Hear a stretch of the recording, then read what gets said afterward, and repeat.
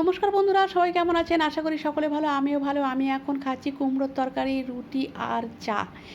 কুমড়োর তরকারির মধ্যে দিয়েছি পটল, আর তরকারিটায় টমেটো দিইনি, সে কারণে কীরকম কালো কালো লাগছে। তো হাজব্যান্ডের খাওয়া হয়ে গেছে, আর আমার ছেলে তো আজকে অফিসে যায়নি, ঘুমিয়ে আছে এখনও। তারপর আমি এলাম ছাদে, একটু গাছগুলো একটু ওষুধ দিলাম, জলও দিলাম। এই গাছটায় প্রচুর কুঁড়ি হয়েছে, কিন্তু কীরকম একটা গুঁড়ো গুঁড়ো যেন পোকা পোকা দেখছি, সেই কারণে একটু দিয়ে দিলাম ওষুধ। তারপরে কিছুক্ষণ পরে জল, এই যে। আর এই গাছটা কালকে হাজব্যান্ড আমাকে এনে দিয়েছে, রক্ত জবা আর হলুদ জবা। তো একটু বসিয়ে দিলাম টবের মধ্যে, দুটো টবও এনে দিয়েছে, আর জল দিয়ে দিচ্ছি। ঠিক আছে, অন্যান্য সব গাছে ওষুধ দিয়েছি, জল দিয়েছি।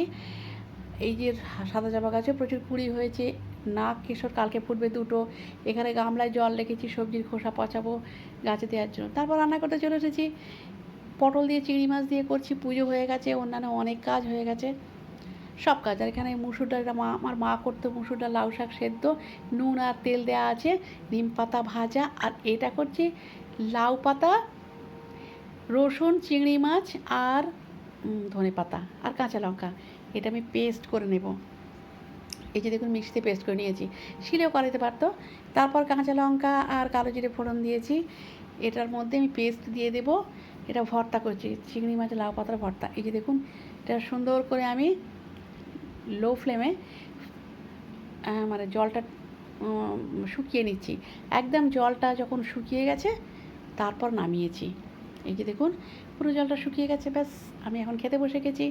সব কিছু খেয়েছি, তো এটা আজকে আগে ফার্স্ট এটা দিয়ে খাচ্ছি, চিংড়ি আর লাউ পাতার ভর্তা দিয়ে আমি ভাত খাচ্ছি, হাজব্যান্ডও খাচ্ছে, ছেলে একটু পরে খাবে।